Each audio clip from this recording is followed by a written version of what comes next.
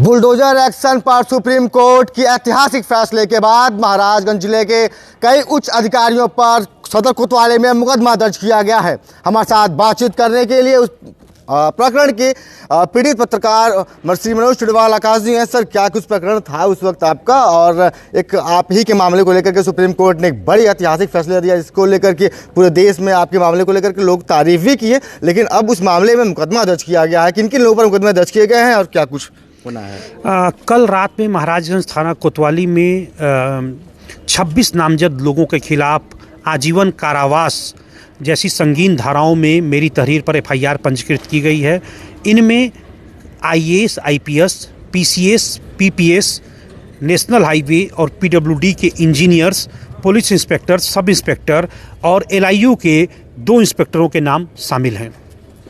Sir, जो मकान जब गिराया गया था उस वक्त आप कई अधिकारियों के पास पहुंचे होंगे और लोगों तक गुहार लगाए होंगे, तो क्या कुछ था राजनीतिक जो एंगल देखा जाए कि जो लोग आपसे कहते रहे कि हाँ मकान को नहीं गिरने दिया जाएगा, लेकिन एक बैग आपके करके लोग मकान को गिरा दिए, तो उस पर क्या प्रतिक्रिया रही? देखिए, मेरी माताजी ने 4 जुलाई 2019 को तत्कालीन जिलाधिकारी को एक पत्र दिया था जिसमें कहा था कि यदि आपको मेरा मकान चाहिए तो आप उसका अधिग्रहण करके मुआवजा देकर आप ले लें, लेकिन जिलाधिकारी ने उसको रद्दी की टोकरी में फेंक दिया और सरासर गुंडागर्दी करते हुए मेरे मकान को पूरी तरह से जमींदोज करा दिया।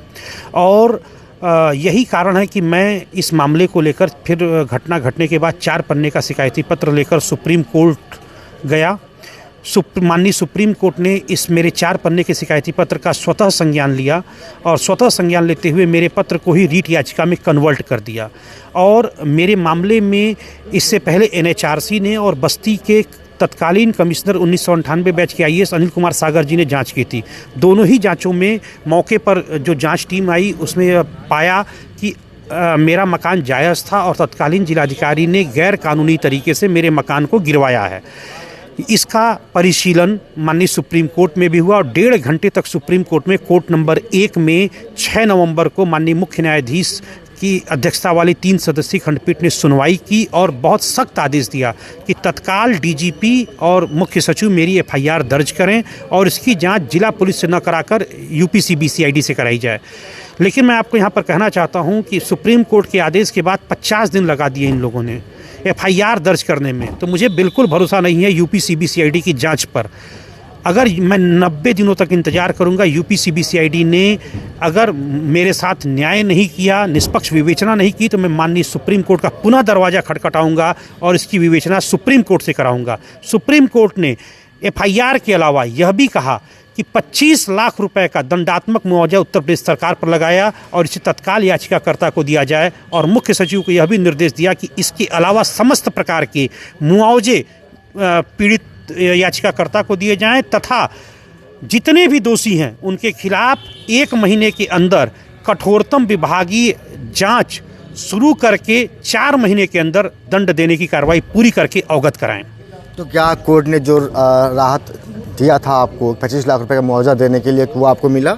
ये अंतिम प्रक्रिया में है और मैंने कल एक मैंने मेल किया था राज्य के मुख्य सचिव को कि 30 दिनों बाद भी मुझे कोई राहत न तो मिली है, न ही जो है एफआईआर पंजीकृत हुई है, लिहाजा मैं जो है अब कंटेम्प्ट दाखिल करना चाह रहा हूँ, करूँगा। तो उसके बाद अचानक आनन फानन में मुझे फिर सूचना मिली कि एफआईआर पंजीकृत हो गई है और आपका मुआवजा तैयार है, आपको दिया जा रहा है। आपके साथ साथ देश में कई जगह ऐसे बुलडोजर एक्शन देखने को मिले हैं, तो कहीं ना कहीं लोगों के अंदर जो एक उम्मीद जगी है आपके कार्रवाई को लेकर के, जैसे एक तरफ सुप्रीम कोर्ट का एक बड़ा एक्शन, उसके बाद से फिर मुकदमा दर्ज होना बड़े अधिकारियों के ऊपर, और अब ये राहत जो मुआवजा मिलने वाला है, इसको लेकर के जो लोग उम्मीद जताए हुए हैं कि उन्हें भी कुछ ऐसा हो सकता है, जो लोग पीड़ित होंगे वो कैसे क्या होगा? देखिए, सबसे पहली बात यह है कि यह फैसला जो है ऐतिहासिक हो गया है। माननीय सुप्रीम कोर्ट ने अपने रजिस्ट्रार जनरल के माध्यम से देश भर के मुख्य सचिवों को कहा है कि अब कोई भी मकान बिना निर्धारित प्रक्रिया का पालन किए हुए नहीं तोड़ा जा सकता। यानी कि कोई मकान तोड़ना है तो आपको 15 दिन का समय देना होगा, नोटिस लिखित देनी होगी, नोटिस को पीड़ित के दरवाजे पर चस्पा करना होगा, उसकी वीडियोग्राफी करानी होगी, उसके बाद उसको पर्याप्त सुनवाई का अवसर देना होगा।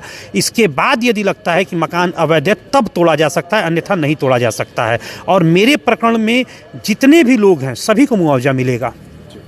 ठीक है, धन्यवाद। हमारे साथ ये मनोज चिड़वाल आकाश हैं जो महाराजगंज के स्थायी निवासी हैं और देश के वरिष्ठ पत्रकार हैं। इनके मकान को गमीदोज कर दिया गया था वर्ष 2019 में और उसके बाद अब 6 नवंबर को सुप्रीम कोर्ट ने एक बड़ी राहत दी, मुआवजा देने की बात कहा। साथ ही जो दोषी अधिकारी हैं उन पर कार्रवाई की बात की गई थी, जिसमें महाराजगंज के तत्कालीन डीएम एडीएम समेत कुल 26 लोगों पर नामजद सदर कोतवाली में मुकदमा दर्ज किया गया है। भारत समाचार के लिए आशीष सोनी, महाराजगंज।